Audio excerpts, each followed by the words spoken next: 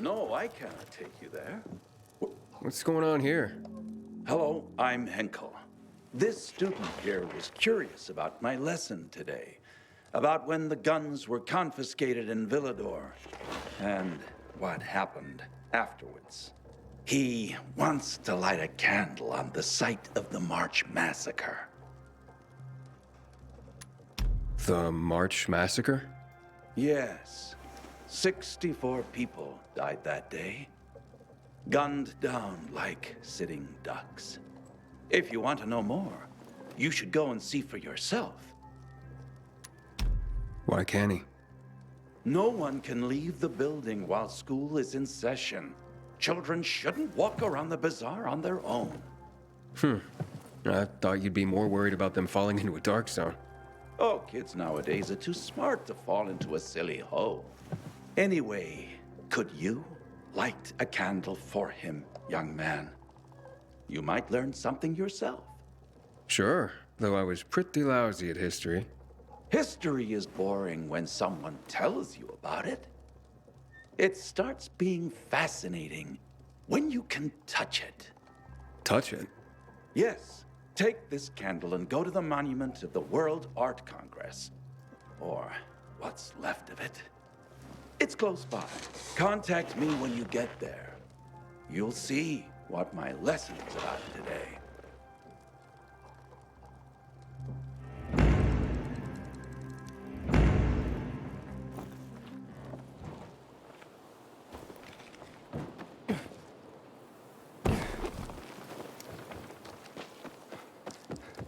How do I do this? Harvey told me he'd go.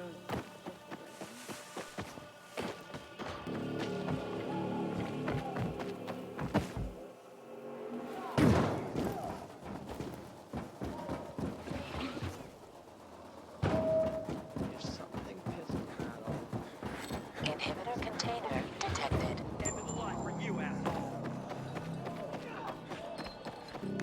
Inhibitor container nearby. Hey, Henkel, I'm at the monument. You were right. Not much left of it. Good. Look closely. There is much more to it than meets the eye.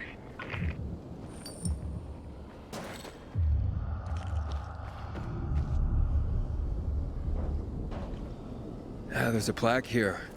Oof, a lot of names on it. Are those the victims of a massacre?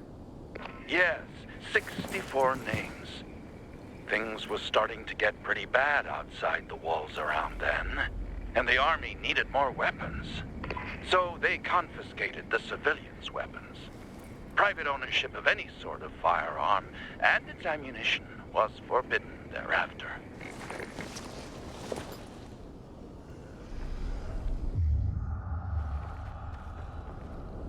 What happened here? That is where the riots started. People were terrified. How could they protect themselves and their families? There was massive unrest. So, a curfew was put in place, and homes were raided to ensure no one was hiding any weapons. Punishment for those who didn't comply was quite severe.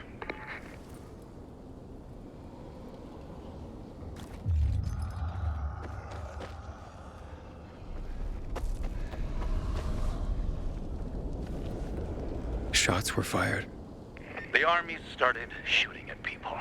Panic broke out. And of course, things only got worse. The riots escalated. It was the beginning of the end. Light the candle. Inhibitor container detected. So you're saying that Pratt made a bad call, taking people's guns away? Hard to know for sure, but it didn't end well for anyone. In fact, the main irony is that the army soon ran out of ammunition. And just like that, firearms became obsolete. At least, that's what's generally believed to have happened. Now, you'll hear some folks claim that Pratt kept a secret stash of ammunition somewhere in the city. But if so, he took that secret to the grave. So I guess we'll never really know. And that's the thing about history. We rarely ever really know. It's not a hard science. History is fragile as the passing of time. It takes the vigilance of people like myself to make sure it's not rewritten to suit the whim of each new generation's self-righteous fight. The duty of remembrance. Everyone should practice it. Farewell now, Pilgrim. I hope this little trip down memory lane has illuminated your path.